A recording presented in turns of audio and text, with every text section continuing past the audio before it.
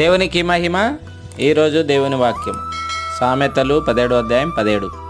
నిజమైన స్నేహితుడు విడవక ప్రేమించును, దుర్దశలో అట్టివాడు సహోదరుడుగా ఉండును. మరి నిజమైన స్నేహితుడు మనకు ఎవరైనా ఉన్నారంటే ఆయన ప్రభువైన యేసుక్రీస్తు. ఆ ప్రభువైన యేసుక్రీస్తు ఆ స్నేహితుడు మనకు ఎన్నో రకాల సహాయాలు సహకారాలు అందిస్తూ బలపరుస్తూ ఉంటాడు, మేలు చేస్తాడు, వివేకం పుట్టిస్తాడు, అన్ని సమయాలలో ప్రేమిస్తాడు, శ్రమలలో తోడుగా ఉంటాడు, మరి విడువక హత్తుకుంటాడు. అంతేకాకుండా సహాయము చేయడమే కాకుండా అవసరాలక్కర్లని తీరుస్తాడు, అన్ని సంగతులను మనతో పంచుకుంటాడు వాక్యం ద్వారా. తర్వాత అధికమైన సంతోషాన్ని అనుగ్రహిస్తాడు. ఇటువంటి గొప్ప స్నేహితునితో సహవాసం కలిగి ఉండుముగాక. ఆమేన్.